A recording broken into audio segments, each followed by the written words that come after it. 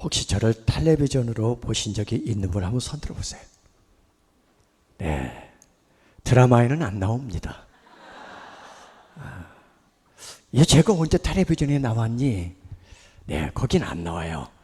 KBS도 MBC, SBS도 없습니다. 유일하게 CTS 방송에만 나왔습니다. 보셨죠? 혹시 제가 진행하는 유튜브 채널 김석균 목사와 함께를 구독해서 듣고 계신 분 한번 손 들어보세요. 그래도 몇 분 계시는군요. 아직도 세상을 단절하고 사시는 분들이 많군요. 고맙습니다. 근데 그 방송은 제가 오늘 여기서 여러분에게 들려드리는 것과 다른, 말 그대로 유튜브 안에서 성도들에게 묵상할 수 있고 또 찬양을 들을 수 있는 다양한 선곡들을 해서 일주일에 3번씩 업로드하고 있습니다. 지금 저는 구독자가 많지는 않지만 열심히 방송을 만들고 있습니다. 김석균 목사와 함께 많이 구독하셔서 혹시 계속해서 저를 기도해 주고 또 수많은 사람에게 알리는 통로로 여러분 쓰였으면 좋겠습니다. 기도하고 시작합니다. 성령님께서 오늘 이곳에서 우리를 만져주시되 위로받을 자 위로받게 해주시고 하나님을 만날 자 만나게 해주시고 변화될 자 변화되게 해주시고 다듬어질 자 다듬어지게 해주시고 아픈 자 치료해 주시고 고통 속에 있는 자 견딜 힘을 주시고 슬픈 자 눈물 닦아주시고 하나님의 은혜 안에서 오늘 또 세워지는 귀한 시간 되게 하옵소서. 기도하는 것 응답되는 시간 되게 하옵소서. 예수님의 이름으로 기도드립니다. 아멘. 여기 계신 분들이 오늘 예배가 마지막일지 이달이 마지막일지 금년이 마지막 사는 해일지 아무도 알 수 없기에 저는 교회에 갈 때마다 꼭 한국의 찬양을 먼저 부릅니다. 그게 해같이 빛나리입니다. 이 곡을 쓰게 된 배경은 딱 하나입니다. 주님이 기억하시면 좋가리. 왜 교회 가면 그렇게 불평 많은 사람이 많은지 몰라요. 설교가 마음에 안 든다, 성도가 마음에 안 든다, 그 사람 때문에 교회 안 다니고 싶다, 교회 밥이 맛이 없다. 그런 분은 없겠지만 그래요. 내가 하는 일, 누구의 자랑과 누구의 칭찬과 어떤 보상과 대가를 기대하고 교회에 온다면 그건 하나님과 지금 거래하고 있는 분이세요. 우리는 거래하려 이곳에 온 거 아니에요. 우리는 하나님과 이렇게 하면 하나님께서 내게 복 주시고 이렇게 하면 하나님이 내게도 응답해 줄 거고 이렇게 하면 하나님께서 나도 아프지 않게 할 것이고 그래 그러니까 기도하고 그러니까 예배하고 그러니까 교회 가서 헌신하고 충성하고 봉사한다. 이건 거래예요. 이건 세상 종교가 하고 있는 거예요. 그런데 우리는 그러기 위해서 교회 와 있는 게 아니에요. 그냥 은혜를 입은 거예요. 내가 교회를 온 게 아니라 하나님이 우리를 불러주셨고 내가 예수를 믿은 게 아니라 하나님이 그분이 나를 찾아오셨고 그분이 나를 선택하셨고 그분이 나를 세워서 그분이 나를 사용하신다. 이건 순전히 하나님의 은혜다. 이리 생각하면 그때부터 주님이 기억하시면 족한 그 내용이 내 삶의 내용이 됩니다. 그러니까 순종하고 헌신하고 믿고 찬양하고 예배하고 여기서 모든 하는 행위가 다 해같이 빛날 수밖에 없는 거예요. 왜? 어떤 보상 대가 없이 그저 은혜로 하기 때문에. 그래서 이 곡 안에는 한 단어 한 단어가 매우 중요합니다. 저는 여기 있는 여러분들이 주님 앞에 서는 그날 이 삶의 내용으로 하나님에게 칭찬도 듣고 상급도 받는 축복의 사람이 되기를 기도하면서 옆 사람을 축복하며 같이 부르겠습니다. 옆에 계신 분이 그런 분이세요. 아주 하나님을 기쁘게 하는 분이십니다. 당신의 그 섬김이 전국에서 해같이 빛나니 당신의 그 겸손이 전국에서 해같이 빛나리 당신의 그 믿음이 전국에서 해가 지는 날이 당신의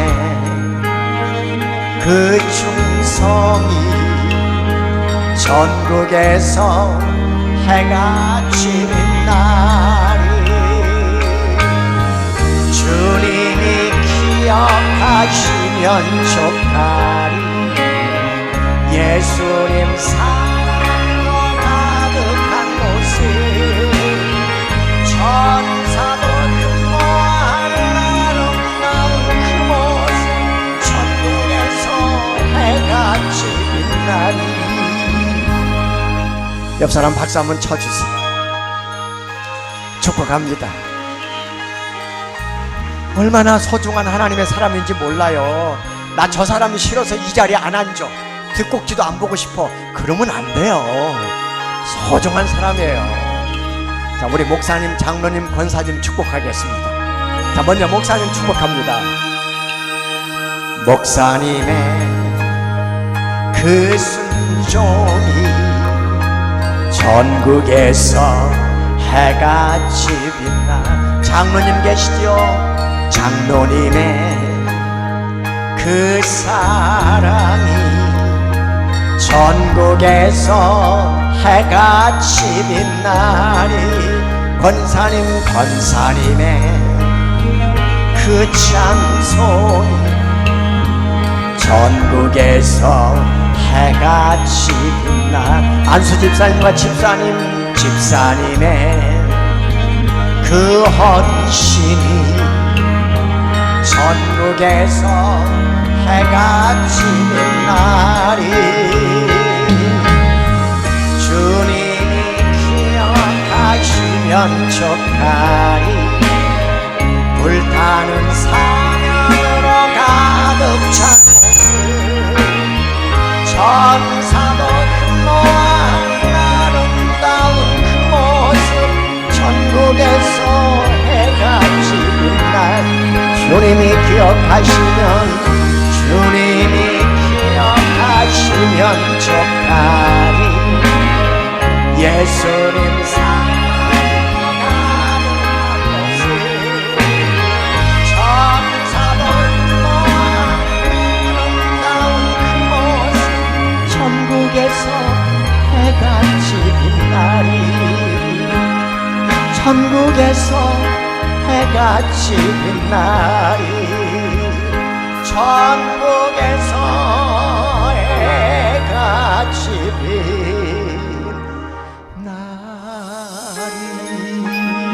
목사님, 장로님, 권사님, 집사님 모두에게 박수.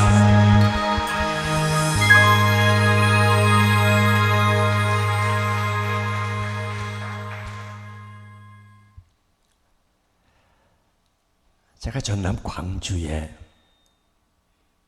10주년 기념 예배 초청을 받고 광주 송정역에 내렸더니 그 교회 안수 집사님이 저를 마중 나왔어요. 그리고 예배 끝나고 다시 광주 송정역으로 오는데 그분이 저를 데려다 줬어요. 오갈 때 한 40분 정도 대화를 했습니다. 그 교회가 세워진 연역, 그리고 그 교회 속에서 일어났던 것들을 그분을 통해 간증을 들었어요. 교회 시작은 3가정, 목사님 가정, 젊은 집사님 2분 가정. 그리고 10년 후에 교회가 많이 부흥해서 그날 성도들이 많이 왔어요. 이 2분은 그 당시 집사였지만 10년 후에 안수 집사가 됐고 이제 장로로 세워질 아주 그 교회의 보물 같은 분이세요. 2분이 안수 집사인데 한 분이 저를 그렇게 차로 이동을 시켜줬는데 또 한 분은 그날 교회에 안 왔어요. 아니 10주년 기념예배 그분이 왜 안 왔을까 궁금하잖아요.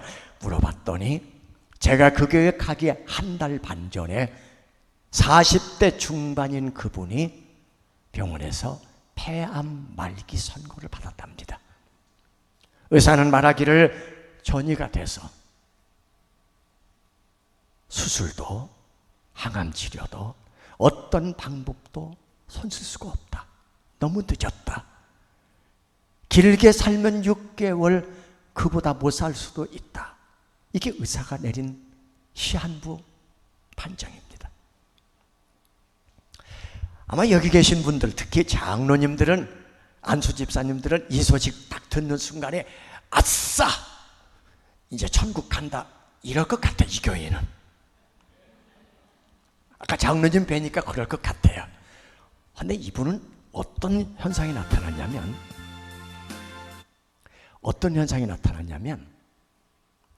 그날부로 교회를 안 옵니다. 한 달 반 동안에 한 번도 교회에 온 적이 없대요. 주일에도 수요일에도 금요일에도 어떤 예배에도 온 적이 없다. 그럼 다른 교회로 갔냐고 제가 물어봤어요. 그랬더니 아니, 아예 신앙생활을 접었대요. 상상이 됩니다. 이렇게요. 어떻게 하나님 내게 이럴 수 있습니까?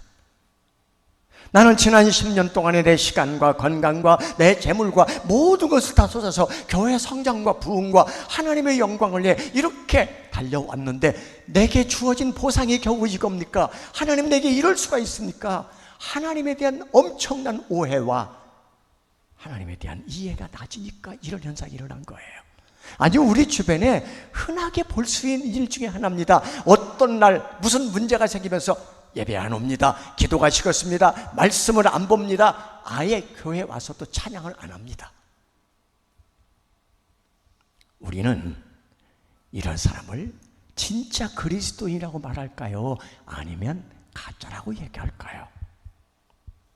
지금 이 시대는 증명의 시대입니다. 돈이 많이 가진 사람들은 내가 얼마나 돈이 많은가를 자기가 소유한 것들로 증명해 보입니다. 선수들은 자기의 기록으로 자기가 누구인지를 증명해 보입니다.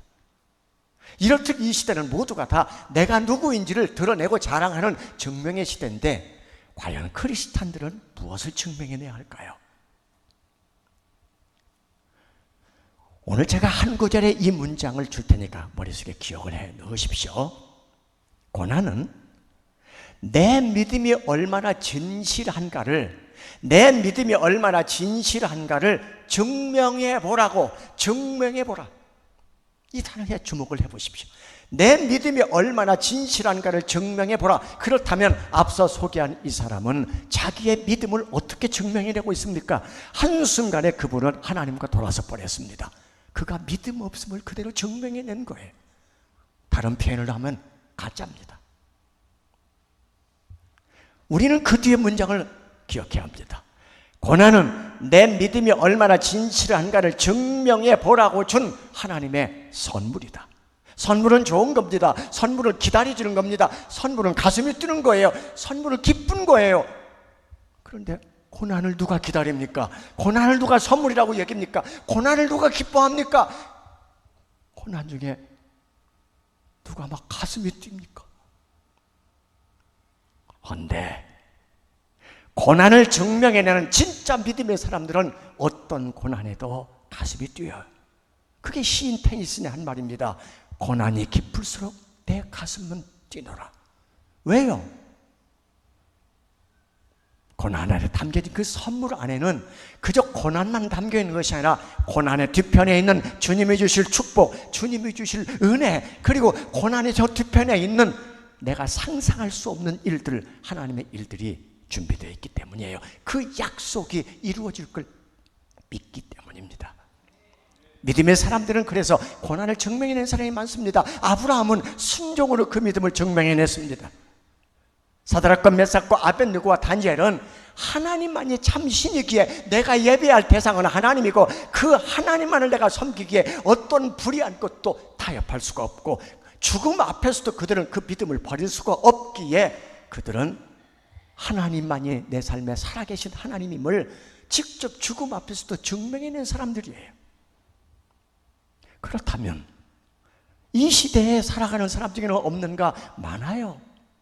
손양원 목사님은 1948년에 여순 반란 이후에 정말 참 공산분자들이 사람들에게 신분이 성분이 다르다는 이유 때문에 사람들을 잡아다 무차별하게 죽이는데 동인이와 동신이 그 두 아들도 그래서 한순간에 두 아들을 잃게 됩니다. 내 아들을 죽인 사람을 용서하고 사랑한다는 것은 하나님의 사랑이 아니고는 절대 가능하지 않아요. 그런데 그분은 내 아들을 죽인 그 사람을 양자로 삼고 평생을 아들처럼 여기며 그가 갈 수 있는 길을 열어줍니다. 그분을 사랑의 원자탄이라고 하는 이유는 그분께서 하나님의 그 은혜를, 그 하나님의 사랑을, 그리고 하나님이 내 안에 그 주신 그 믿음을 증명해 보였기 때문입니다. 몇 달 전에 왔다 갔다 하는 초용덕은 2008년에 사랑하는 그의 딸 로아를, 16살 된 노아를 천국으로 먼저 보냅니다. 뇌종양으로 세상을 떠난 거예요. 그가 발행하는 해와 달지에 그 딸을 보내고 나서 뭐라고 기록을 했냐면 이렇게 기록을 했습니다. 제가 그 내용을 여기다 옮겨왔습니다. 노아는 하나님의 것이었습니다. 내 것이 아니었습니다. 그래서 원망하거나 불평할 이유가 없습니다. 함께 16년을 행복하게 살게 하신 하나님께 감사합니다. 우리 집에 맡겨주신 것도 감사합니다. 이게 이분의 믿음의 현주소예요. 그는 사랑하는 딸을, 16살 된 딸을 천국으로 먼저 보내기 전에 입에 이런 가사를 썼어요. 하나님 한 번도 나를 실망시킨 적 없으시고 언제나 공평과 은혜로 나를 지키시고 인도하셨다. 지나온 모든 세월들을 뒤돌아보니 그 어느 것 하나 주의 손길 안 미친 것이 전혀 없다. 나는 그 하나님 믿고 간다. 그 하나님은 신실하신 하나님이고 나를 떠나지도 버리지도 아니하시겠다는 약속을 이루시는 분이시다. 그는 사랑하는 딸을 먼저 보내고도 그 찬양의 가사가 내 삶의 내용이고 주제임을 이렇게 신앙으로 고백해는 증명해낸 사람입니다. 노래를 잘하는 사람이 이 시대에 필요한 게 아니에요. 설교를 잘하는 목사를 여러분이 찾는 게 아니에요. 봉사 많이 하는 장로를 찾는 게 아니에요. 우리는 설교한 대로 살고 찬양한 대로 살고 말씀을 읽은 대로 살고 기도한 대로 살고 하나님의 은혜를 입은 대로 사는 사람이 필요한 시대에 살고 있어요. 그렇게 여러분은 훌륭한 설교자고 여러분은 훌륭한 찬양 사역자고 여러분은 안수를 안 받았어도 교회에서 선택을 못 받았어도 훌륭한 장로여 훌륭한 권사를 살 수 있는 것은 내게 주어진 그 말씀과 은혜와 사명을 따라 사는 것, 그 사람이 진정한 그리스도인이기 때문입니다. 믿음은 증명해내는 거예요. 최영덕이 우리에게 들려줬던 그 찬양, 하나님 한 번도 나를 실망시킨 적 없다. 어찌 그분만의 고백이에요. 저의 고백이고 여러분의 고백이잖아요. 맞습니까? 하나님 한 번도 나를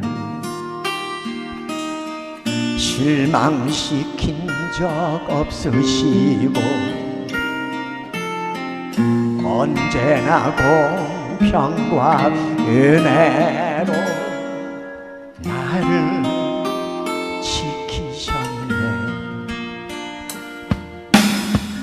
오 신실하신 주, 오 신실하신 주, 내 너를 떠나지도 않으리라.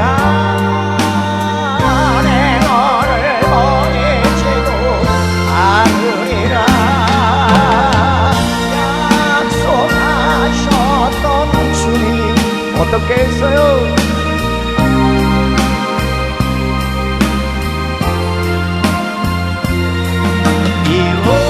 이후로 영원토록 나를 지키시리라 약속하네. 지나온 모든 세월들 돌아보아도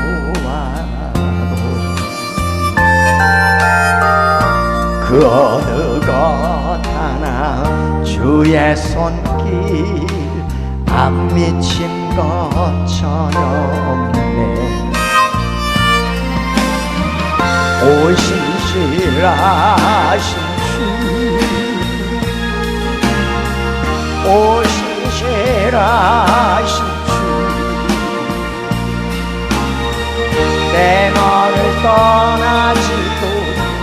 않으리라. 내 너를 버리지도 않으리라. 약속하셨던 주님, 그 약속을 지키사 이후로도 영원토록 나를 지키시리라 확신하네. 오신실하신 주, 오신실하신 주, 내 너를 떠나지도 않으리라. 내 너를 버리지도 않으리라. 약속하셨던 주님, 그 약속을 지키사 이후로도 영원토록 나를 지키시리라 확신하네. 이후로도 영원토록 나를 지키시리라 확신하네. 나를 지키시리라 확신하네.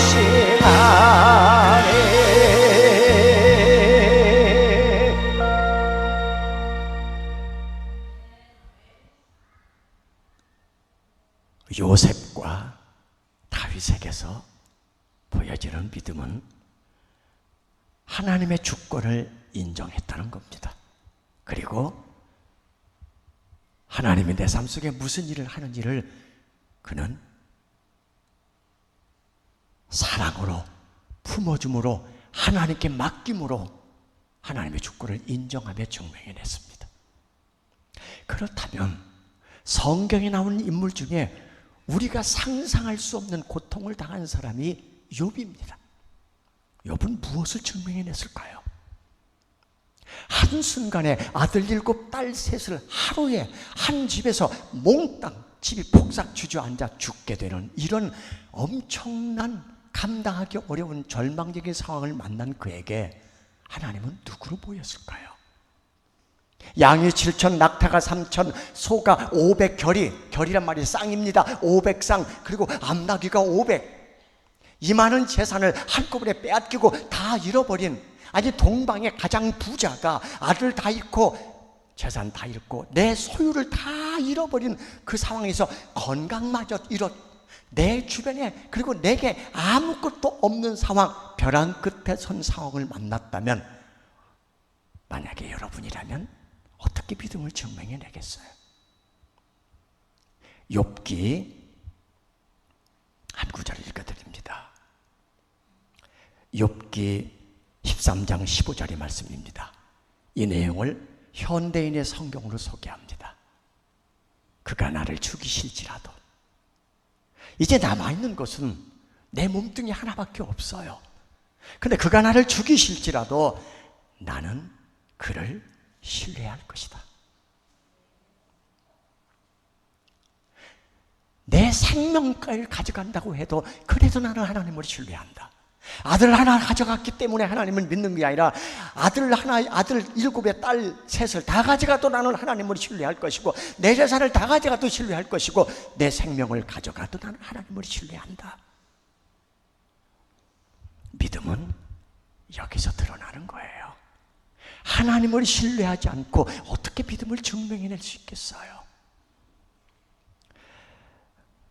다윗은 시편 9편 10절에서 이렇게 말합니다. 여호와여, 주를 아는 자들은 다 주를 신뢰할 것입니다. 이것은 주를 찾는 자들을 주께서 버리지 않으셨기 때문입니다. 하나님을 신뢰하는 이유는 하나님의 약속을 믿기 때문입니다. 하나님은 약속하셨거든요. 히브리서 13장에서도 내가 너를 결코 버리지도 떠나지도 않으시겠다는 약속은 드문드문 성경에서 보입니다. 이스라엘 백성에도 약속합니다. 여호수아에게도 약속합니다. 이 약속은 한 번도 변개된 적이 없어요. 그렇다면 성경에 있는 약속이었지 그들만의 약속이겠습니까? 우리를 향한 하나님의 약속이고 내 삶에 무엇을 뺏어간들 어떤 어려운 상황을 준들 하나님을 끝까지 신뢰하지 않는다면 어떻게 내 믿음을 증명해 보일 수 있겠어요? 앞서 소개했던 45세의 폐암 말기 선고를 받고 안수 집사가 하나님과 등을 돌려버리고 하나님을 떠나버린 이유는 그분을 믿을 수 없었기 때문입니다. 어떻게 내게 이런 일을 할 수 있습니까? 나를 어떻게 이렇게 버리시고 이렇게 내게 가장 아프고 고통스러운 상황을 줄 수 있습니까? 내 자녀는 누가 키울 것이며 일해본 적이 없는 내 아내는 어떻게 먹고 살 것입니까? 하나님이 이런 분이십니까? 하나님에게 돌아선 거예요. 저는 오늘 여러분들에게 새로운 곡 한 곡을 소개합니다. 하나님을 끝까지 신뢰하리라. 앞서 욥이 고백했던 것처럼 내 생명을 가져갈지라도 나를 죽이실지라도 나는 끝까지 하나님을 신뢰한다는 그 고백이 이 찬양 안에 들어있습니다. 그리고 오늘 여러분에게 준 말씀의 주제입니다. 제목입니다.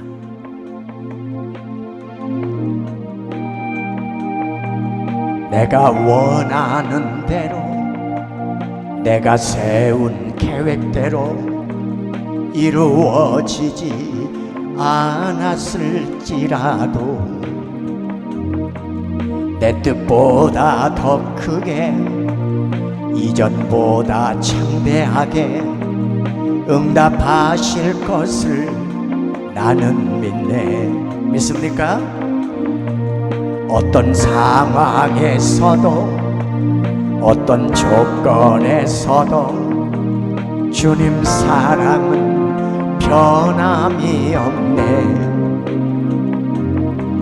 신실하신 하나님이 약속하신 말씀대로 행하실 것을 나는 믿네.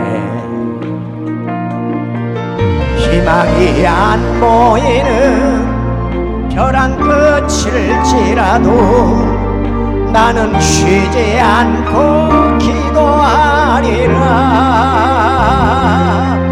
주를 찾는 자들을 버리지 않으시는 하나님을 끝까지 신뢰하리라.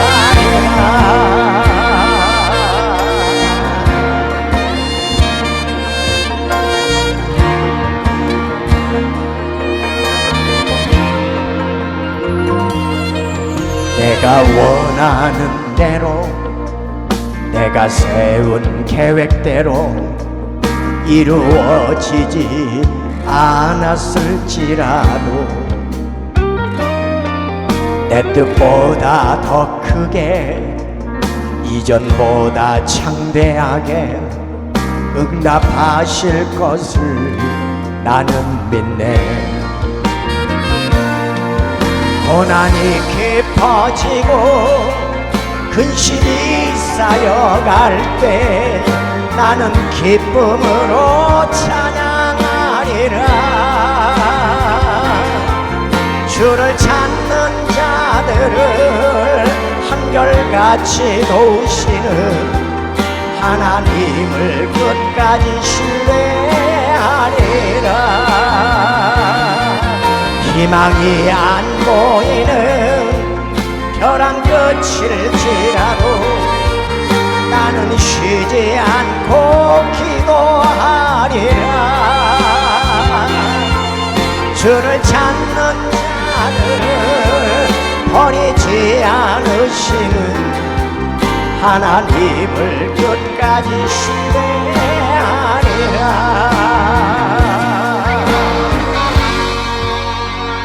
주를 찾는 자들을 끝까지 버리지 않고 한결같이 도우시는 그 하나님을 신뢰하시는 분만 아멘.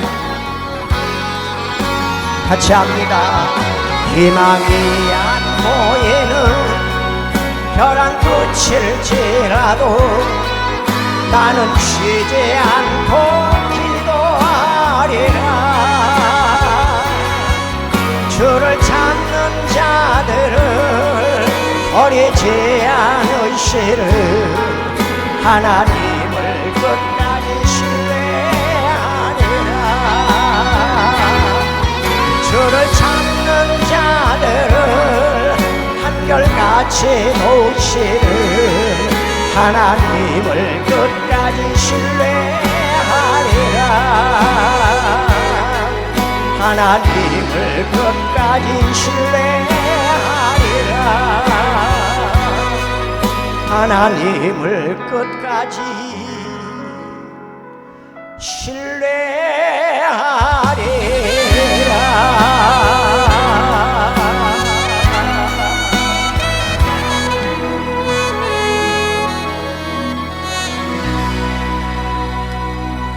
아멘.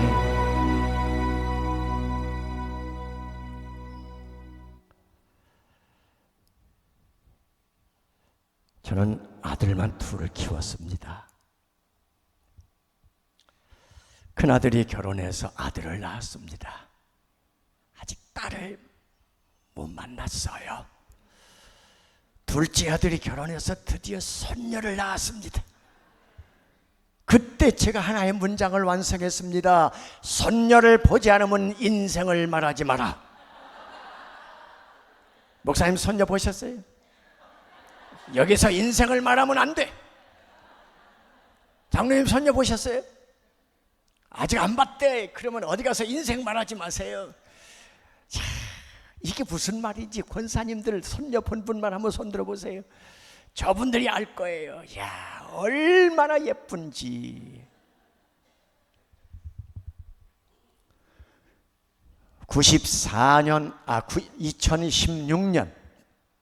2016년 9월 4일 기념일입니다. 그날 우리 손녀가 태어난 날입니다.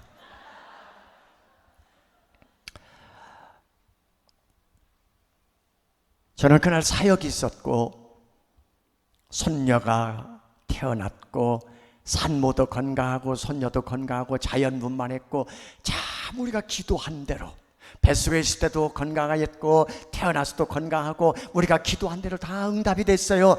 그리고 그 다음날 제가 그 아이를 보러 병원에 이제 산부인과 일산에 있는 어느 산부인과로 가는데 전화가 왔어요. 아빠 일로 오시지 마시고 병원으로 다른 병원으로 오세요. 어제 저녁부터 무슨 사단이 났는데 아빠가 걱정할까 봐 얘기를 안 한 거예요. 산부인과 병원으로 간 게 아니라 일산의 큰 종합병원으로 갔어요. 이유가 뭔지도 몰라요. 거기서 2-3시간 머물렀어요. 아직 애를 못 봤어요. 그리고 아이는 의사의 진단에 따라 거기서 아무 조치도 못한 채 그 다음 강남 세브란스 병원 중환자실로 옮겨집니다. 그리고 그 강남 세브란스 병원에 45일 동안 머물게 됩니다. 그 45일 동안에 나온 병원비가 1억이 넘습니다. 도대체 무슨 병이기에, 도대체 무슨 일이 이 아이에게 벌어졌기에 그렇게 많은 돈을 들여가며 그 긴 시간을 중환자실에 있어야 되는가? 자, 여러분, 사람의 귀가 엄마 뱃속에서 만들어져 나오죠. 근데 어떤 아이는 엄마 뱃속에서 나왔는데 귀가 한쪽에 없어요. 그러다가 엄마가 수유를 하잖아요. 젖을 먹이는데 젖 먹이는데 갑자기 귀가 뿅 하고 나왔어요. 봤어요? 그런 애? 못 봤죠? 코가 하나도 없어. 민자로 나왔어. 코가. 이거 어떡하니? 얘가 어떻게 앞으로 사니? 했는데 어느 날 젖 먹이는데 코가 푹 나왔어. 그런 애 봤어요? 못 봤지요. 귀와 코와 모든 우리의 이목구비 그리고 장기들은 다 어디서 만들어져요? 엄마 뱃속에서부터 만들어져 나와요. 갑자기 발톱 하나가 그냥 없다가 뿡 나오는 게 아니란 말입니다. 다 엄마 뱃속에서 만들어져 나와요. 그런데 우리 손녀에게는 도대체 무슨 일이 벌어졌나? 음식을 먹으면 위에서 소화가 돼서 그 다음 거쳐가는 곳이 소장입니다. 작은 창자. 소장의 길이는 어른이 되면, 성인이 되면 5m에서 6m, 사람마다 차이가 있어요. 5m에서 6m 길이의 그 소장이 우리 뱃속에 또아리를 틀고 있습니다. 음식물이 소화된 것이 소장으로 내려가면 거기 세포들이 연동작용 움직여서 음식물의 영양분을 쏙 뽑아내고 그게 대장으로 가서 수분을 뽑아내고 항문으로 변으로 나옵니다. 그런데 우리 손녀는 위에서 소화가 된 것이 소장으로 내려가는데 여기서 문제가 생기는 거예요. 소장의 3분의 1 부분까지는 세포가 다 차 있는데 그 뒷부분에 3분의 2 부분이 세포가 드문드문 있는 거야. 어떻게 알았냐? 태어난 지 며칠 되지도 않았는데 개복을 한 거야. 배를 갈라서 안에 있는 장기를 다 본 거야. 왜 얘가 이렇게 토하고 이런 문제가 생겼는지를 의사가 답을 못 찾아. 아, 이건 열어봐야 돼. 그래서 열은 거예요. 열어서 여기저기 다 검사하니까 소장에 3분의 위에서 연결된 3분의 1 부분까지는 세포가, 이 신경절 세포라고 그래요. 세포가 다 있는데 그 뒷부분부터 3분의 2 부분, 대장으로 연결되는 부분은 여기는 조금 더 있고 여기는 좀 덜 있고 이렇게 드문드문 세포가 있는 거야. 이거 다 엄마 뱃속에서 만들어져 나와야 되는데 이런 장애를 갖고 태어난 거예요. 그럼 의사는 어떻게 하느냐? 3분의 1 부분, 세포가 다 있는 부분을 가위로 잘라요. 잘라서 그걸 이쪽으로 구멍을 내서 여기다가 인공 항문, 장루를 만들어요. 그리고 음식 먹은 것이 여기로 쏙 나와요. 이게 지금 45일 동안에 병원에 있으면서 생긴 일이에요.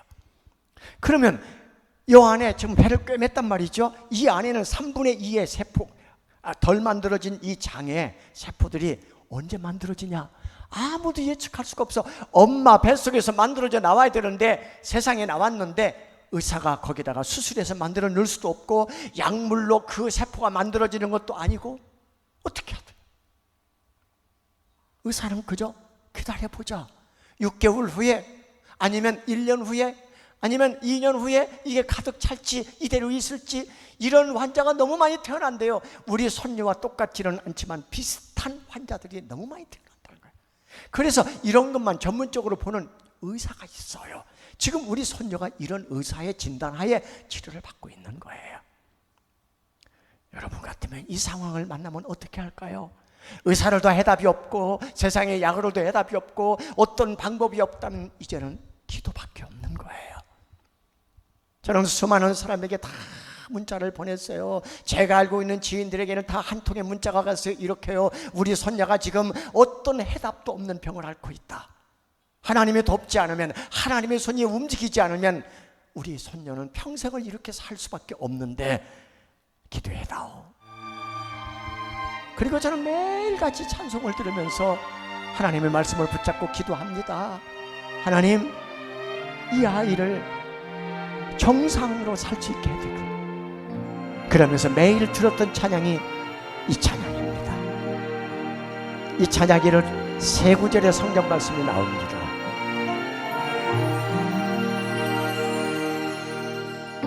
사방이 가로막혀 절망하나이요, 눈을 들어 하늘을 쳐다보세요.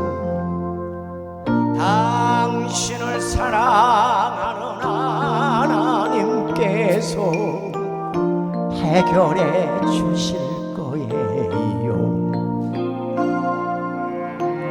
지금 당신이 먼저 해야 할 일은 하나님이 하신 일을 인정하면서 모든 것이 합력하여 선을 이룰 줄 믿고 따라가는 일이죠. 아무것도 염려하지 말고 오직 모든 일에 기도와 간구, 너희 구할 것을 감사함으로 하나님께 아뢰라. 당신이 말씀을 믿는다면 모든 것 하나님께 맡기세요. 눈을 들어 하늘을 쳐다보세요. 그리고 기도하세요. 지금 여러분 중에 내 힘으로 해결할 수 없는 문제를 만난 분이 계시다면 기도를 시작하세요. 이 찬양의 가사처럼 이제 하나님께 맡기고 기도하는 방법밖에는 내가 해결할 문제가 없어요. 방법이 없어요. 자, 2절은 더 구체적인 가사가 나옵니다. 끝없는 고난으로 울고 있나요? 눈을 들어 주님을 바라보세요. 당신을 창조하신 하나님께서 해결해 주실 거예요. 아멘. 지금 당신이 먼저 해야 할 일은 하나님이 하실 일을 신뢰하면서 모든 것이 합력하여 선을 이룰 줄 믿고 순종하는 일이죠. 네가 물 가운데 지날 때에 우리 너를 침몰치 못할 것이며 내가 불 가운데로 행할 때에도 타지 아니하리라. 하나님의 이 약속을 믿는다면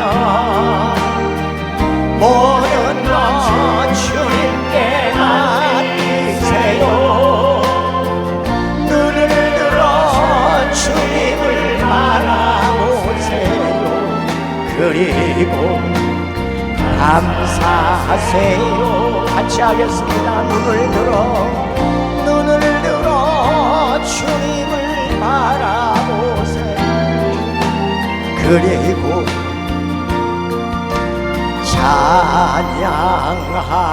찬양하세요.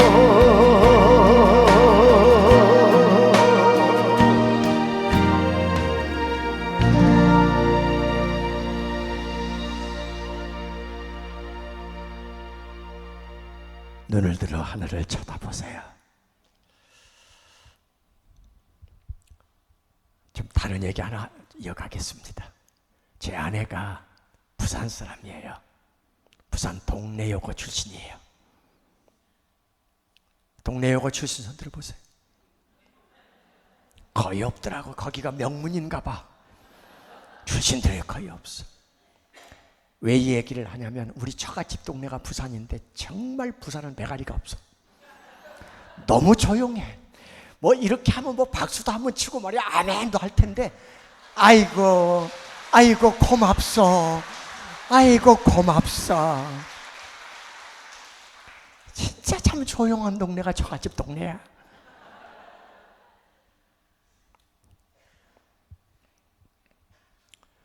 (45일이) 되자 의사가 우리 아들 내외를 불러서 말하기를 이제 여기서 중환자실에서 더 이상 키울 수가 없으니 일반실로 내려가세요.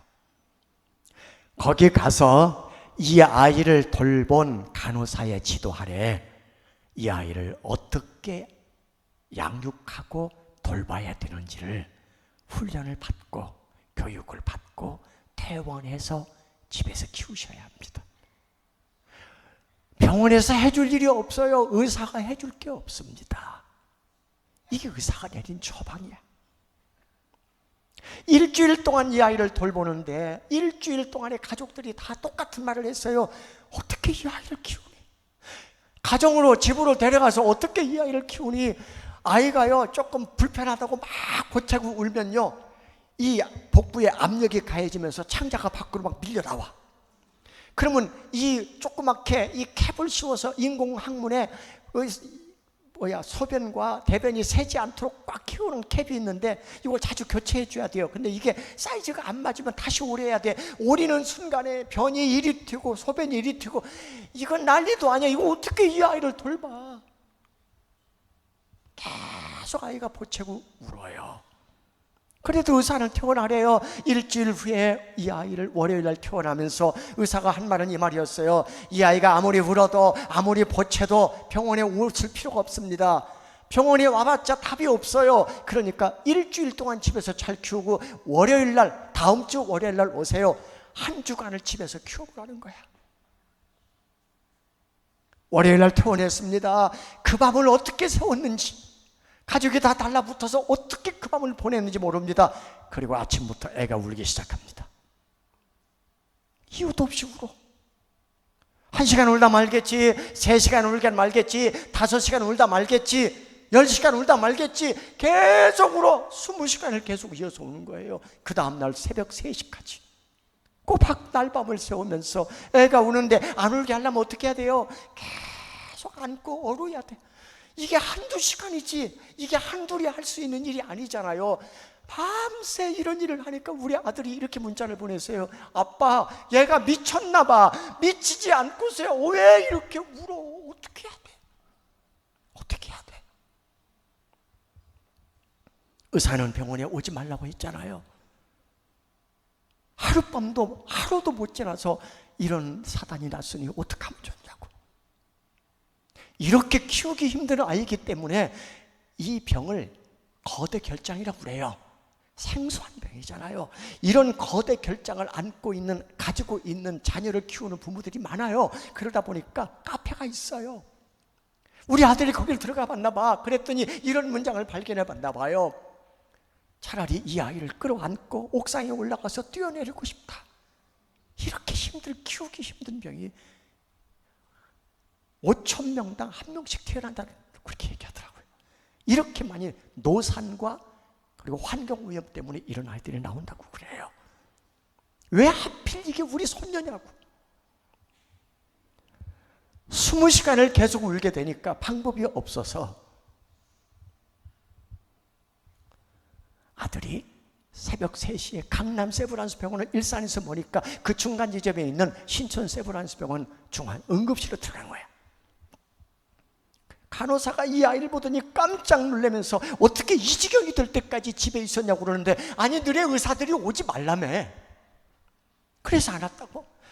이 아이가 너무 많이 지금 상태가 안 좋으니까 간호사가 조치를 하고 거기 응급실에 의사가 조치를 해서 일단 울음은 그쳤는데, 아침에 이런 아이를 돌보는 의사가 출근해서 보고 20시간을 울었다는 이야기를 듣고, 그러면 얘한테 무슨 문제가 있는데 그게 무엇인지 검사해보고 판단합시다.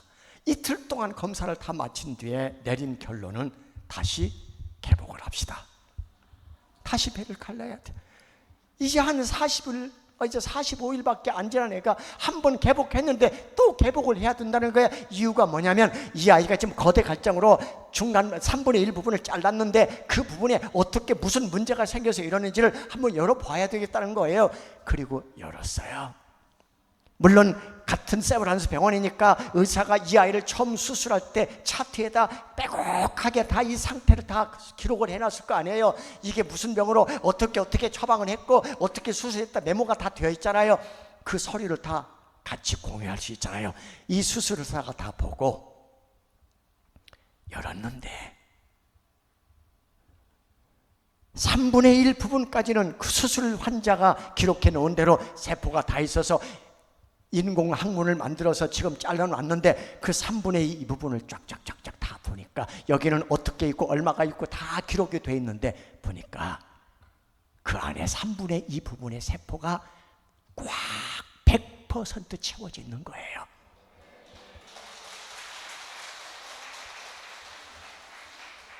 의사는 말하기를 얘가 20시간 동안 운 이유는 아마도 당신이 믿는 신, 그 신이 빨리 병원에 가서 의사에게 보여주고 지금 다 세포가 채워졌으니까 잘라져 있는 부분을 연결해서 여기 항문을 메꿔버리고 연결해서 빨리 정상적인 아유로 자랄 수 있도록 병원에 가서 수술 받아라. 그래서 20시간을 울게 했다고. 얘가 20시간 울지 않았으면 1년 후에 열어볼지 2년 후에 열어볼지 어떻게 될지 모르는데 울었기 때문에 열어봤고 결론이 이렇게 나왔다. 이게 은혜다, 선물이다라고 의사가 얘기하더라는 거예요. 맞아요. 사람들은 말합니다. 원래 그렇게 돼 있는 걸 자른 거 아니야. 어떤 바보 멍청이가 이런 식으로 수술을 하겠습니까? 그건 말이 안 되는 얘기고요. 자, 그래서 이 아이는 연결했고요. 그리고 의사는 말합니다. 그동안에 한 45일 넘게 이 아이는 우유를 먹고 이쪽으로 변을 받기 때문에 여기 부분은 관이 넓어져 있습니다. 뒷부분은 사용하지 않았기 때문에 거기 관이 좁습니다. 따라서 병목 현상이 일어날 겁니다. 그래서 우유를 많이 주면 안 됩니다. 아무리 아이가 배고프다고 많이 달라고 해도 우유를 적게 주십시오. 두 번째는 여기 부분을 연결했기 때문에 한 달 이상을 계속 설사를 할 겁니다. 이렇게 환자들을 우리가 수술해 보면 똑같은 현상이 나타납니다. 그러므로 기저귀를 25개에서 30개 이상씩 준비해 놓고 항문이 헐지 않도록 잘 보살피고 닦아주고 그렇게 하셔야 합니다. 이게 의사가 내린 주의사항입니다.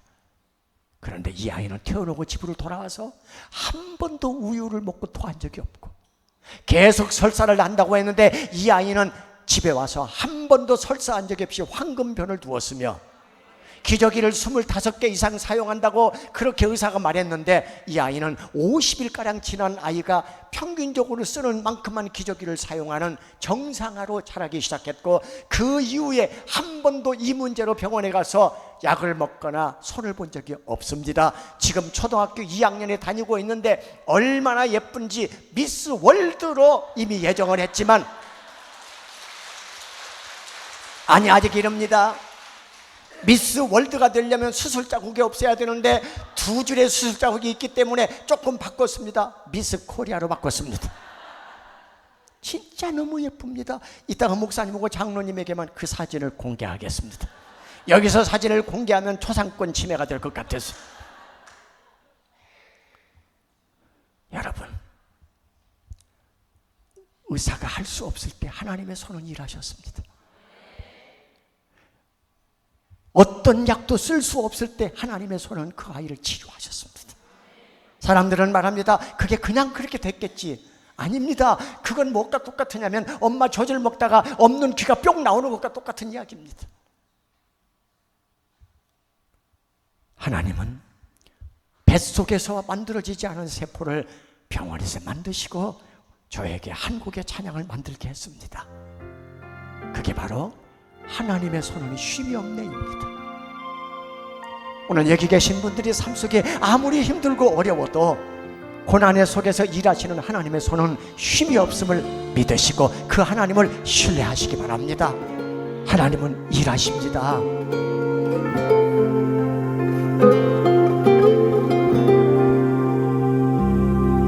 길고 어두운 터널을 지날 때 거친 풍랑이 휘몰아칠 때 모든 소망이 사라졌을 때 하나님의 손은 일하시네. 내가 힘들 때 손잡아 주시고 내가 슬플 때 위로해 주시며 내가 아플 때 치료해 주시네. 하나님의 손은 일하시네. 그 손이 나를 지켜주시네. 그 손이 나를 인도하시네. 그 손이 나를 도와주시네. 하나님의 손은 쉼이 없네. 그 손에 붙잡힘이 은혜라. 아멘. 그 손에 이끌림이 은혜라.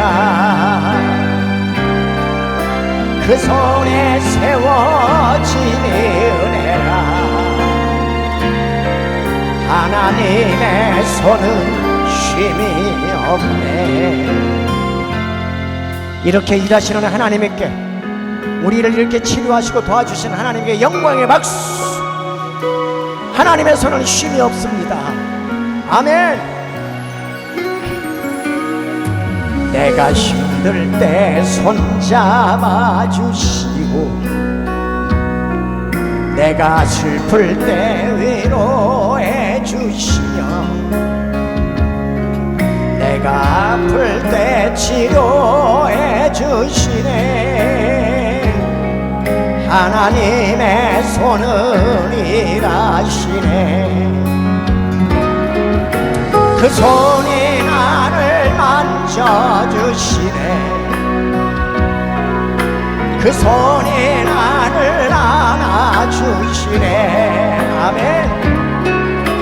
그 손이 나를 보호하시네. 큰 소리로 하나님의 손은 쉼이 없네. 그 손에 치유된 은혜라. 그 손에 회복된 은혜라.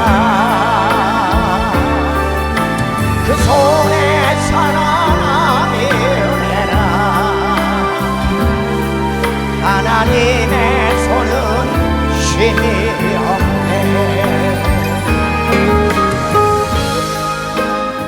오늘 여기 와 계신 모든 분들은 바로 이 하나님의 손에 수혜를 입은 사람들이에요. 아플 때 위로해 주시고, 만져주시고, 치료해 주시고, 고통을 사라지게 해주시며 견딜 힘을 주신 그 하나님의 손. 자, 이제 마지막 여기 한 부분 같이 불러볼까요? 그 손에 붙잡힘이 은혜라. 그 손에 붙잡힘이 은혜라. 그 손에 이끌림이 은혜라. 그 손에 세워짐이 은혜라. 하나님의 손은 쉼이 없네. 하나님의 손은 쉼이 없네. 하나님의 손은 쉼이 없네.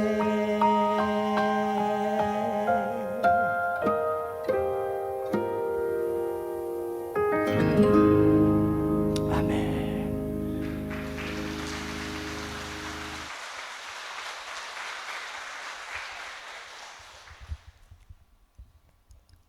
왜 나만 겪는 고난이냐고 불평하지 마세요.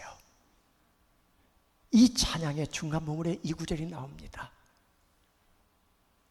고난의 뒤편에 있는 주님이 우리를 축복해 주실 것인데, 너무 견디기 힘든 지금 이 순간에도 주님이 손잡고 계시고 주님이 그 손으로 일하고 계심을 믿는다면 우리 힘을 내줘야 합니다.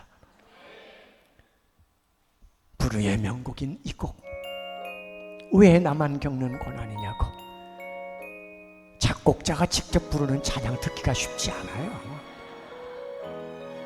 오늘은 1절은 제가 직접 들려드릴 테니까 가슴으로 한번 그 어려웠을 때를 기억하면서 들어보세요.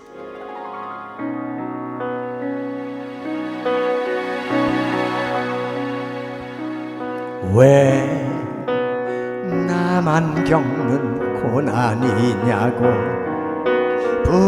불평하지 마세요. 고난의 뒤편에 있는 주님이 주신 축복 미리 보면서 감사하세요. 너무 견디기 힘든 지금 이 순간에도 주님이 일하고 계시잖아요. 남들은 지쳐 앉아 있을 할지라도 당신만은 일어서세요. 힘을 내세요. 힘을 내세요. 주님이 손잡고 계시잖아요. 주님이 나와 함께함을 믿는다면 어떤 역경도 이길 수 있잖아요. 주님이 나와 함께함을 믿는다면 어떤 고난도 역경도 견디게 될 수 있습니다. 믿으십니까? 2절 같이 부르십시다.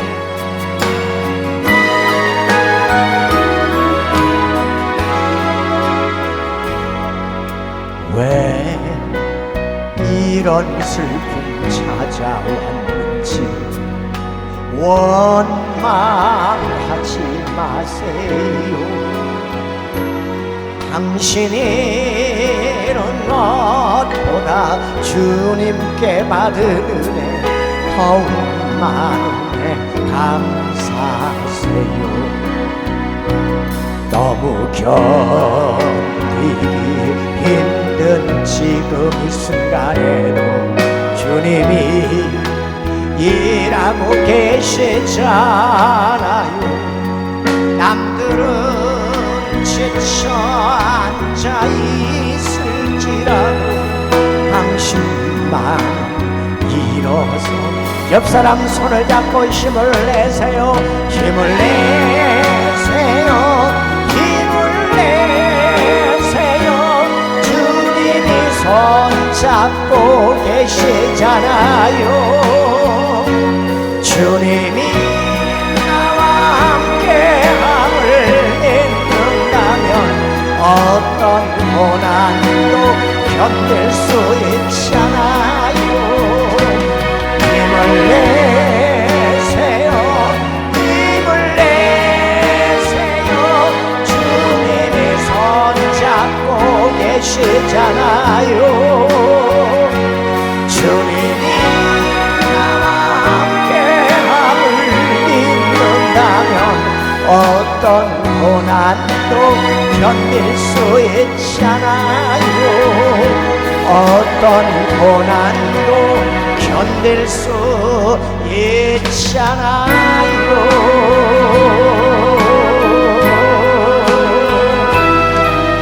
힘내라고 박수 쳐주세요. 네.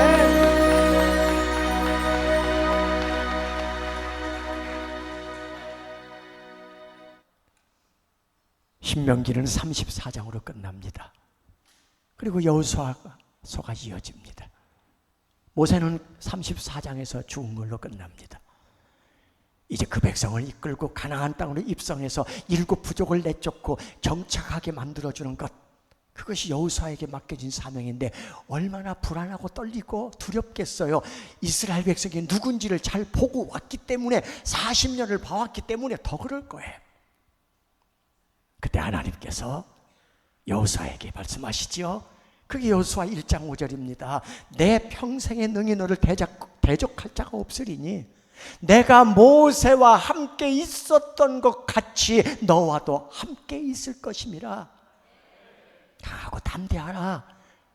내가 너를 버리고 또는 떠나지도 않을 것이라고 약속하십니다. 맞아요. 거기 중요한 단어가 함께입니다.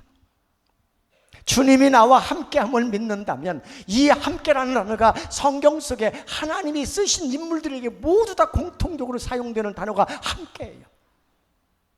여호와께서 요셉과 함께 하시니 그가 형통한 자가 되어, 함께라는 단어가 어디 하나님의 사람의 그 일하는 현장에 쓰지 않은 모두가 다 쓰여지지 없는 것이 없다는 뜻입니다.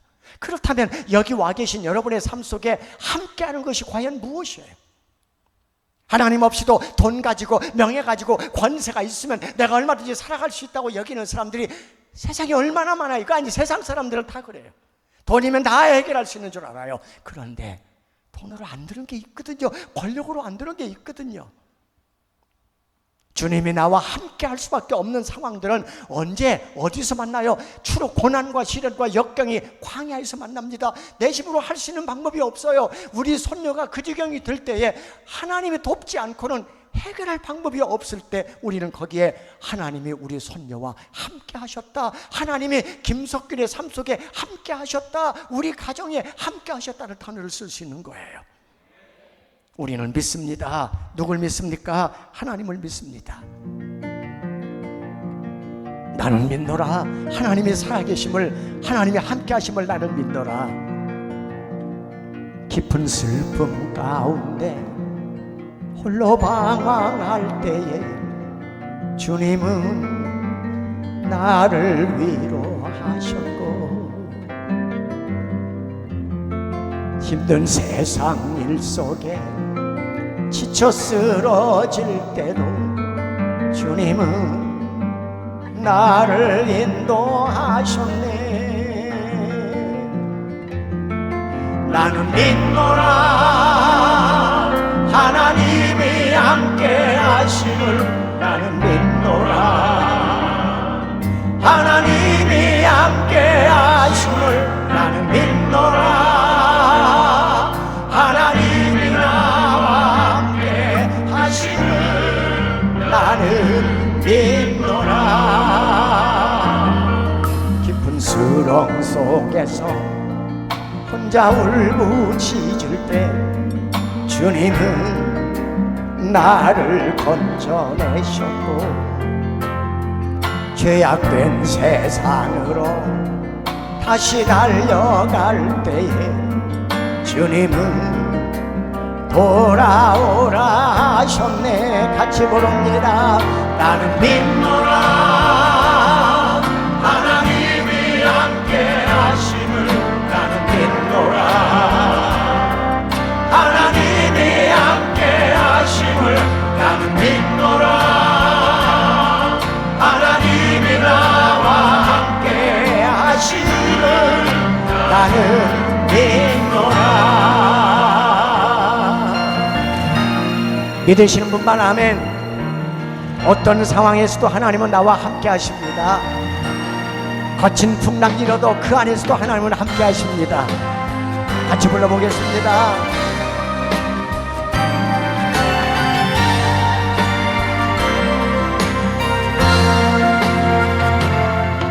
거친 풍랑이라도 찬잔하게 하시니 주님은 나의 피난처시요. 푸른 초장 물가로 항상 인도하시니 주님은 나의 안식처로다. 나는 믿노라. 하나님이 살아계심을 나는 믿노라. 하나님이 살아계심을 나는 믿노라. 하나님이 살아 역사하심을 나는 믿노라. 나는 믿노라. 나는 믿노라. 하나님이 살아계심을 나는 믿노라. 하나님이 살아계심을 나는 믿노라. 하나님이 살아 역사하심을 나는 믿노라. 나는 믿노라.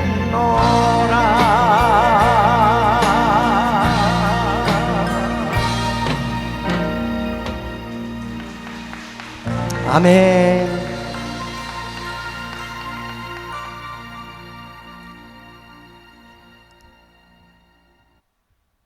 제가 40대, 30대 때 고등학교에서 학생들을 가르쳤습니다. 제가 가르치는 과목이 국어입니다. 저는 음악을 전공한 사람이 아니에요. 국어 과목은 중요 과목이라서 아침 그리고 오후에 수업 끝나고 보충 수업이 있습니다. 제가 그 당시 경기도 안산에 살았고 학교는 서울에 있었기 때문에 버스를 2번 갈아타고 출근을 했습니다. 아침 5시가 조금 넘으면 기상을 합니다. 새벽 기도 때문이 아닙니다. 출근 준비입니다. 씻고 아침 밥을 먹고 옷을 갈아입고 그리고 출근하면 6시 40분, 6시 50분쯤에 학교 도착하면 교실 한번 둘러보고 7시 조금 넘으면 보충 수업 시작되고 1교시 보충 수업하고 그 다음에 직원이 하고 1교시 수업이 됩니다. 80년대 그랬습니다.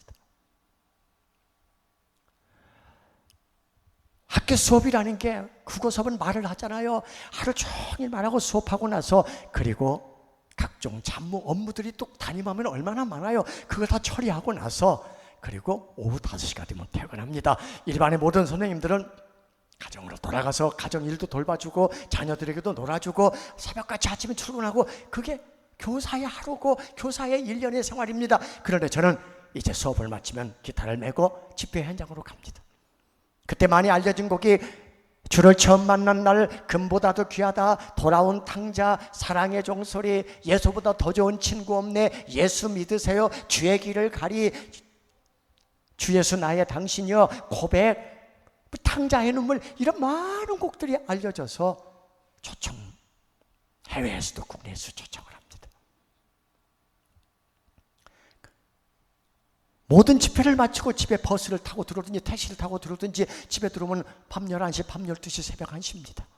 그럼 한 5시간, 6시간 자고 그리고 새벽까지 나갑니다. 방학하면 기타 배고 외국에 나갑니다. 도대체 이런 삶을 사는 저에게 모든 사람, 학교에서도 가정에서도 친구를 만나도 우리 친가댁을 가도 처갓집을 가도 모두가 다 하는 말이 똑같았습니다. 미쳤냐? 너 미쳤냐? 가족을 만나도 처갓집에 가도 김서방 미쳤어. 집에 가면 아내가 당신 미쳤어. 다 미쳤대. 재정신 있는 사람이 이렇게 살 수가 없는 거예요, 여러분.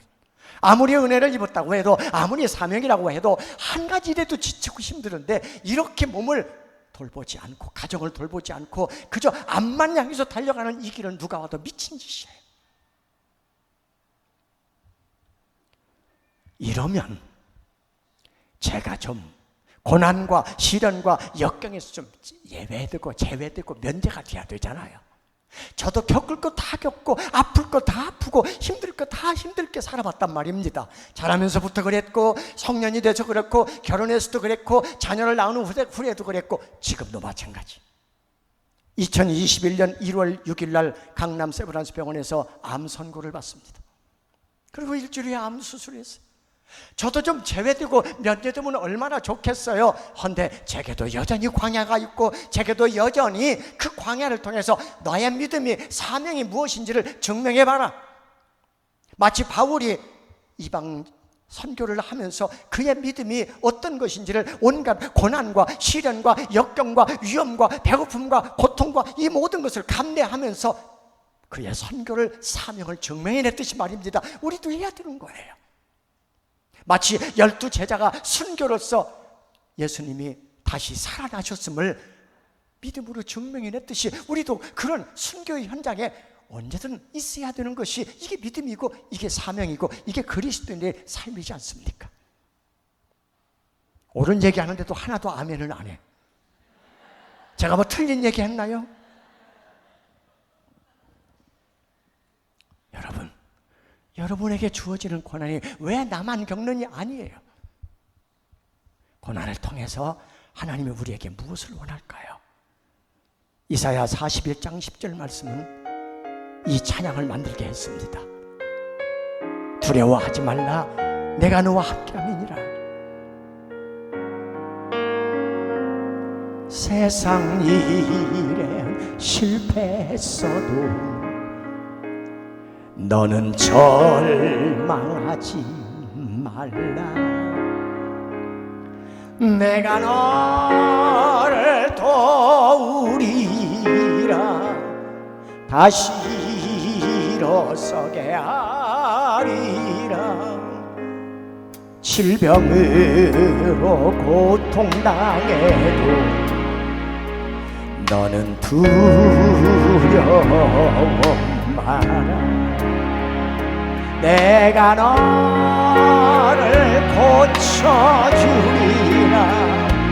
다시 일어서게 하리라. 나를 버린 자들도 내가 사랑하거든. 하물며 너희를 그냥 둘까 보냐. 나는 너와 함께하는 너의 하나님 됨이니 의로운 너른 손으로 붙들리라. 큰 소리로 같이 합니다. 내가 너를 굳세게 하리라. 너를 크게 사용하리라. 아멘. 너로 하여금 나를 증거하도록 내가 너를 도우리라.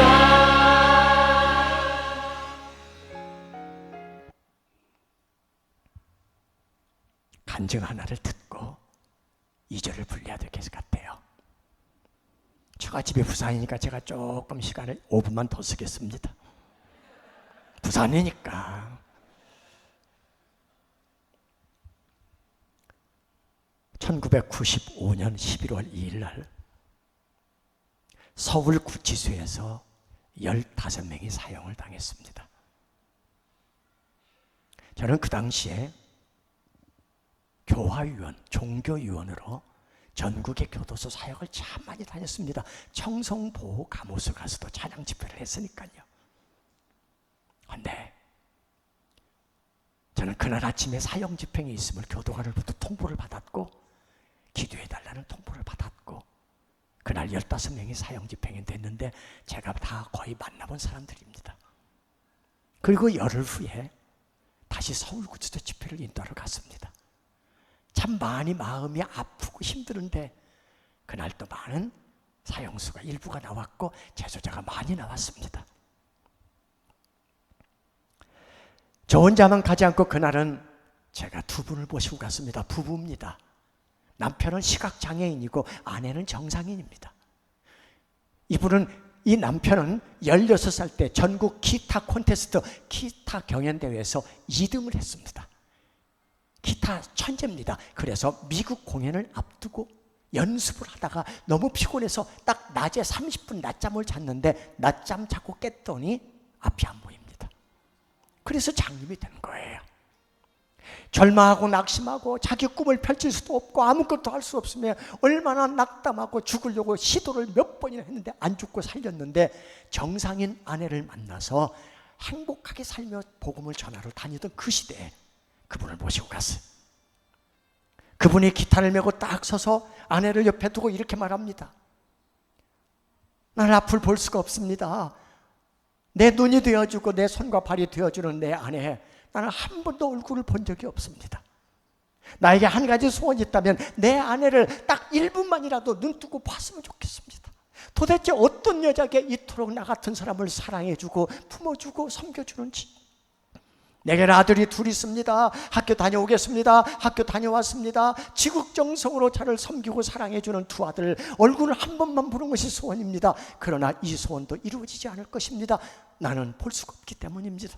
내게 한 가지 소망이 있습니다. 나는 천국에 가면 온전한 몸으로 하나님을 예배할 텐데 내 눈도 그때는 보게 될 것입니다. 그때 나는 내 아내를 볼 것이고 내 두 자녀를 아들을 보게 될 것입니다. 나는 그 소망을 품고 삽니다. 그렇게 나는 늘 감사하고 삽니다. 행복합니다. 그런데 여러분들은 이 교도소 밖에 가면 하나님의 지으신 아름다운 세상, 하나님이 아름다운 이 세상에 이 하고 해야 할 일도 많은데 왜 이 좋은 세상에 살면서 이 교도소에 들어와서 이렇게 일생을 여기서 삽니까? 이번에 출소하고 나가게 되면 다시는 교도소에 오지 말고 세상을 아름답게 만드는 일에 쓰임 받으십시오. 이게 이번의 간증입니다. 은혜가 됐습니다. 집회를 다 마쳤습니다. 악기를 주섬주섬 챙깁니다. 교도소 가본 분은 알겠지만은 교도소는 민간인들이 들어왔으면 예배가 마치면 먼저 민간인들이 다 빠져나간 뒤에 재소자들이 나갑니다. 제가 악기를 챙기고 있을 때 이 부부는 벌써 저 뒤에 가 있습니다. 그런데 사형수하나가 다가오더니 저에게, 전도사님, 제가 앞에 간증할 때 은혜를 받았습니다. 제가 그분에게 눈을 주고 싶습니다. 아내를 보게 해주고 싶습니다. 아들을 보게 해주고 싶습니다. 그래서 제가 잠깐 기다려요. 혹은 저 뒤에 가 있는 그 부부를 쫓아가서 만나가지고, 집사님, 사역사 한 분이 은혜 받고 두 눈을 주고 싶다는데 가능합니까? 그랬더니 그냥 씩 웃기만 하더라고요. 그 무슨 뜻이에요? 안 된다는 뜻이잖아요. 근데 모르잖아요. 그래서 제가 이분에게 와서 아주 확실하지 않기 때문에 어떻게 될지 모르니까 제가 자세히 저분에게 더 알아보고 다음에 내가 여기만 알려줄게요. 네, 기도를 준비하고 있겠습니다 하고 헤어졌어요. 그리고 제가 가면 그분이 안 오고 안 나오고, 또 그분이 나올 때 제가 못 가고 해서 6개월 후 1996년 4월쯤으로 기억이 돼요. 가서 만났는데 그분이 시당기던 얼굴로 저에게 오더니 언제 수술이 가능합니다 묻길래 수술이 안 된답니다. 그러자 아주 침울한 표정을 짓고 돌아가서 고개를 푹 떨구고 그대로 앉아 있더라고요. 그리고 보름 후에 한 통의 편지가 왔습니다. 제가 그 편지 내용을 생생하게 기억하는 것은 1996년 이후에 이분의 간증을 제가 많이 했기 때문입니다. 그 편지 내용이 이렇습니다. 95년 11월 2일 날 15명이 사형당할 때 제가 영순이었습니다. 다시 말하면 가장 사형수로서 오래 살았고 사형 집행을 당한다면 내가 가장 먼저 사형 집행이 있어야 할 사람인데 나는 15명에서 제외됐습니다. 왜 그랬을까? 왜 내가 가장 먼저 죽어야 되는데 나를 하나님이 살려주셨을까? 나는 그 의문부가 있었습니다. 그런데 11월 11일 날 한 장애인이 와서, 앞을 못 보는 분이 와서 간증할 때 내가 가슴이 뛰기 시작했습니다. 그렇구나, 나를 살려주신 이유는 저분에게 내 눈을 주고 오라고 하나님께서 주신 기회로구나, 그래 생각해서 말씀을 드렸는데 눈을 줄 수 없다는 말을 듣고 얼마나 울었는지 모릅니다. 나는 지난 6개월 동안 깨끗한 눈을 주려고 말씀을 읽으면서 눈물로 눈을 씻어내고 기도하면서 찬양하면서 눈물로 눈을 씻어내서 준비했는데 줄 수 없다니 얼마나 낙심했는지 모릅니다.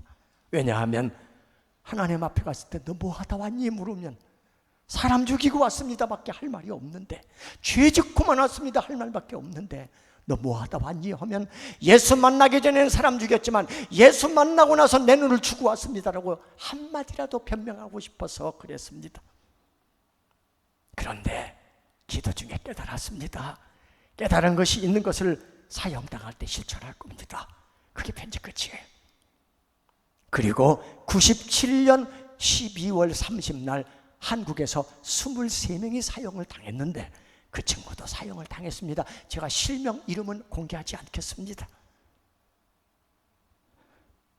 그는 사형장에서 그의 모든 장기와 이 몸을 국가에 기증하고, 즉 시신까지 기증하고 그렇게 생을 마감하면서 마지막 당부한 말이, 이 눈을 받는 사람에게 말해 주십시오. 이 눈으로 예수 잘 믿고 하나님 일하다가 천국 가서 만나자고 하십시오. 내 모든 장기를 받은 사람에게 얘기해 주십시오. 예수 잘 믿다가 천국에 와서 만나자고 해 주십시오. 그리고 죽었습니다. 예수 만나기 이전과 예수 만난 이후의 삶이 이렇게 극명하게 바뀌는 걸 우리는 변화라고 말합니다. 거듭남이라고 말합니다. 새 사람이 되었다고 말합니다. 오늘 조금 전에 불렀던 찬양은 끝이 이렇습니다. 내가 너를 굳세게 하리라, 참으로 너를 도와주리라, 참으로 나의 의로운 오른손을 너를 붙들리라. 그 내용이 거기 들어가 있는 거예요. 그러면서 너로 하여금 나를 증거하도록 내가 너 도와줄게. 그러면 제가 질문을 던집니다. 하나님이 여러분을 왜 도와줘야 돼요? 아픈 사람을 왜 치료해 줘야 돼요? 사업이 안 되는 사람을 왜 잘 되게 해줘야 돼요? 여러분의 기도를 왜 응답해 줘야 돼요? 여러분 교회가 왜 부흥돼야 돼요? 여러분의 가정의 자녀들이 왜 성공해야 돼요? 이유가 뭐예요? 인기가 있고 명예가 있는 사람들 중에 망한 사람이 수도 많습니다. 없습니다. 돈 많이 가진 사람 중에 하나님을 떠나고 죄와 더불어 살다가 망한 사람이 수도 없습니다. 그래서 이런 문장이 있는 거예요. 나를 제어할 능력이 없는 자에게 돈이 주어지면 망합니다. 나를 제어할 능력이 없는 사람에게 인기가 주어지면 망합니다. 최근에 그런 사람 봤잖아요. 나를 제어할 능력이 없는 사람에게 권력이 주어지면 세상을 망하게 합니다. 나를 제어할 능력이 없는 사람이 니대로 세워지면 한 사회 공동체를 망하게 합니다. 저는 이 교회 장로님들이, 이 교회 권사님들이, 이 교회 성도님들이 자기를 제어할 능력이 없는 사람들입니다. 성령님의 인도함이 없다면, 성령님의 지배가 없다면, 성령님께서 나를 이끌어가지 않는다면 우리는 감정 통제가 안 되는 사람들이에요.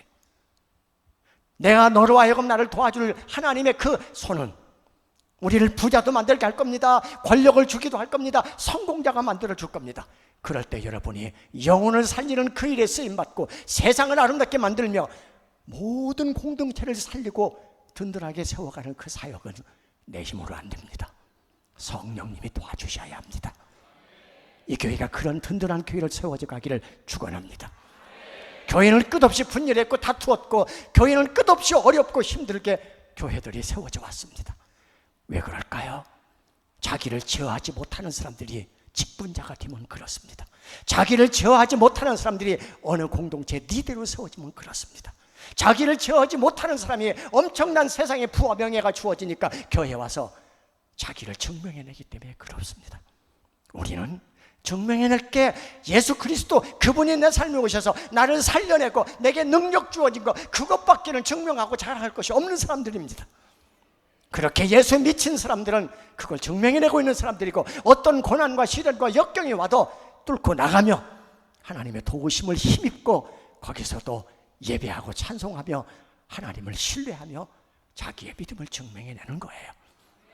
지금 누구와 만나서 살면서 힘드십니까? 나는 저 사람 때문에 못 살겠어. 네, 그럴 때 하나님 문장을 기억하십시오. 하나님 앞에는 쓰레기통이 없다. 하나님은 단 하나도 버릴 것이 없이 인간을 완벽하게 만드셔서 내 남편도 완전한 하나님의 선물이에요.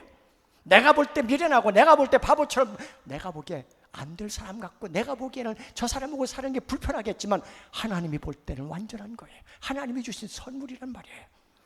그 사람과 아름답게 잘 살다가 하나님 앞에 갔을 때 저런 남편과 함께 살고, 저런 아내와 함께 살고, 저런 자녀와 함께 산 것이 얼마나 큰 은혜였는지를 그곳에 가서 확인받을 수 있을 겁니다. 사셔야 돼요. 오늘 이혼 도장 찢으려고 마음 먹고 온 사람이 있으면 사셔야 합니다. 저 인간 때문에 못 살겠다고 하는 사람들을 사셔야 합니다. 그게 여러분의 믿음을 증명해내고 있는 거예요. 어떤 일이 있어도 가정을 잘 지켜내십시오. 그것이 여러분의 믿음을 증명해내고 있는 거예요. 너로 하여금 나를 증거하도록 내가 너를 도우리라. 맞습니다. 2절 불러볼까요? 세상 일에 실패했지만 하나님이 도와주셨고 끝까지 우리를 일어서게 만들어주신 분이 하나님이십니다. 환난 비박 끊임없어도 너는 낭망하지 말라. 내가 너를 도우리라. 다시 일어서게 하리라. 참지 못할 슬픔이 있어도 기도하며 담대하라. 내가 너를 도우리라. 다시 일어서게 하리라. 감사 눈물 흘리며 믿음으로 간구하는 너희의 기도를 내가 외면하랴.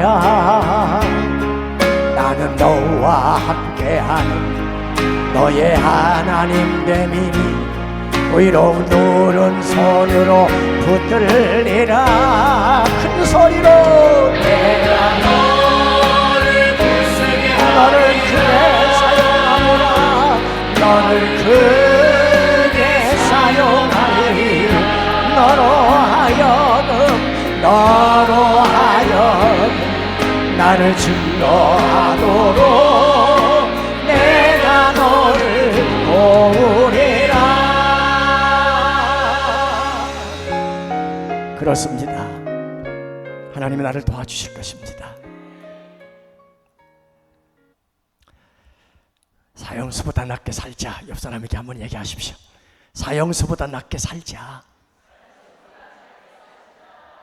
사람 죽인 그 사형수 말고 앞서 소개한 사람은 죽였지만 크건 작건 다 죄는 죄잖아요. 사람을 죽였건 사람을 미워하건 다 살인은 살인이고 죄는 죄예요. 이제부터 그럴 사람이지만 예수 만나 새롭게 변하더니 그의 인생이 과거와 다르게 살다 간 사람인 척 우리도 이 땅에서 누군가를 위해서 아름답게 희생하고 누군가를 위해서 헌신하고 살다가 하나님 나라에 가서 해같이 빛나는 믿음의 사람 되기를 축원합니다. 이제 마지막 찬양체가 하나님을 만나면 끝난 것이다를 부르려다가 시간이 다 돼서 그만할 거예요. 맞아, 내가 이럴 줄 알았어. 이거 여기까지 왔어요? 아직 안 불러줘? 이 곡은 불러보셨어요? 아, 그렇구나. 최근에 나와서 교회에서 많이 부르는 곡인데 아직 여기까지 안 왔네요. 찬양팀 뭐하노?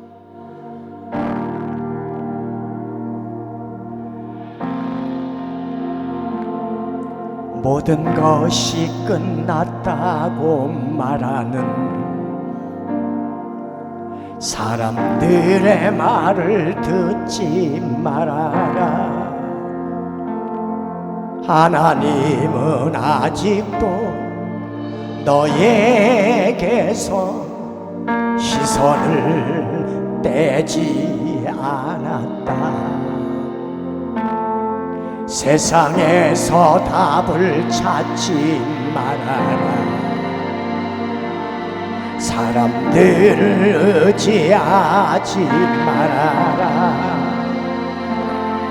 너의 모든 문제는 하나님만이 해결할 수가 있다. 기도를 쉬지 마라. 찬양을 멈추지 마라. 하나님이 너를 주목하고 있다. 예배에 집중하라. 말씀을 붙잡아라. 하나님을 만나면 끝난 것이다. 맞습니다. 가장 죽는 게 두려워요. 세상 모든 사람은, 모든 종교에도 똑같습니다. 죽는 걸 가장 두려워합니다. 하지만 여기 모인 분들은 죽는 것이 하나도 두렵지 않은 천국을 입에 가슴에 담고 살고 있는 하나님의 사람이라고 저는 생각합니다. 네, 여기까지만 부르고요. 광고하고 마치겠습니다. 기도하고 마치겠습니다. 아니, 저를 보세요. 그냥 기도하면 머리부터 숙이는군요. 자, 저는 금년 2월 중순에 열흘 동안 아프리카에 다녀왔습니다. 아프리카 서쪽에 있는 코트디부아르라는 나라입니다. 여기서 비행기 타고 비행기 시간만 19시간을 가야 가는 곳입니다. 오가고 38시간입니다. 간 이유는 25년 동안 그곳에 제가 한 10명의 선교사와 함께 사역을 했는데 그 중에 한 분이 25년 동안 그것을 사역하는 분입니다. 거기 가서 초등부와, 그러니까 유치원과 초등학교가 500명, 중고등학교가 1000명, 그리고 대학원이 40명.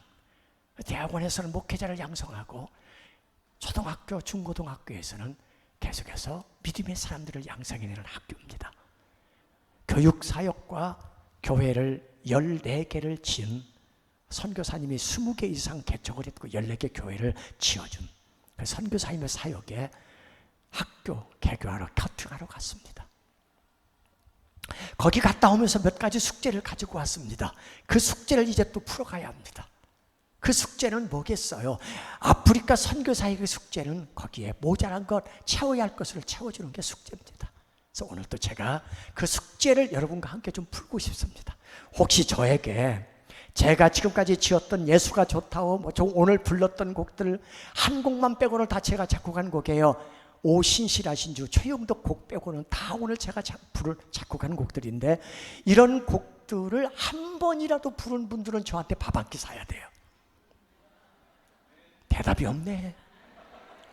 아니 제 곡을 부르면서 장로님들 다 장로되고 권사님은 권사됐잖아요. 제곡 부르다가 권사된 거예요. 그래서 그분들이 이제 나가실 때 CD 3장에 2만 원, USB 200곡이 담겨있어요. 19개 CD를 작곡집을 다 담았어요. 200곡 CD 담겨 USB가 5만 원. 그거 여러분들이 사주시면 제가 아프리카 선교에 바로 숙제를 푸는 데 사용하도록 하겠습니다. 참고로 제 아내가 금년에 칠순인데 제가 계속 사역하면서 돈을 많이 쓰지만 아프리카 갔다 와서 돈 많이 보내고 얼마 안 되는데 이번에 또 칠순이라고 또 거기에 전기를 끌어오는데 전기가 없어요. 전기를 가정집에서 끌어왔는데 컴퓨터나 이런 것을 하나도 쓸 수가 없어요. 가정집에서 끌어오니까 전압이 안 맞았어. 그래서 이번에 전기 하는 데만도 4천만 원이 들어요. 전기를 끌어오는 데만도 거기는 전부 다 프랑스의 지배를 받고 프랑스의 영향을 입기 때문에 전기도 다 민영화돼서 그냥 다 그걸 끌어오는 사람이 돈을 내야 돼요. 기둥, 전봇대도 돈을 내야 되고 전선 다 돈을 내서 제가 아내가 또 칠순이라고 1,000만 원을 또 헌금해서 일단 시드머니, 즉 씨앗이 된 거예요. 이런 식으로 이 음반도 시드머니가 돼서 사용될 거거든요. 필요한 분들은 저기 뒤에 나가면 있으니까 계좌번호도 있어요. 거기로 주님 오실 때까지 보내주시면 됩니다. 주님이 오늘 밤에 올지 내일 올지 모르니까 적당한 선에서 보내시면 됩니다. 자, 기도하고 마치겠습니다. 하나님, 나는 지금까지 믿음을 어떻게 증명해냈나요? 예수 만나고 나서 나는 과연 무엇을 버렸고 무엇을 내려놓고 어떤 것에서 떠났고 어떤 것을 즐기던 것을 멈췄는지 오늘 나를 돌아보게 해주셔서 감사합니다. 우리가 이 땅에 살면서 밥 먹고 지금까지 한 것이라고는 죄 지은 것밖에 없는데 그런 나에게 은혜를 주시고 이렇게 세워서 사용하고 하나님의 은혜 안에 살게 해주시니 이제 남은 생에 예수만 자랑하고 예수 안에 살며 예수의 능력으로 살며 하나님의 그 사랑과 은혜를 전하는 축복의 통로, 복음의 통로, 은혜의 통로 되어 아름답게 사명 감당하도록 능력도 주시고 복도 내려주시고 필요한 거 채워주시고 기도에 응답해 주옵소서. 나를 제어할 능력이 없으니 성령님이 와서 다스려 주시고 지배해 주시고 늘 충만한 은혜로 살아가도록 도와주옵소서. 이 교회를 통해서 일하시고 영광 받으시고 목사님을 타역을 통해서 영광 받으시고 앞으로도 끊임없이 우리의 모든 가정과 기업을 통해서 큰 일을 하시고 영광을 받으실 하나님을 찬양하고 예배합니다. 예수님의 이름으로 기도드립니다.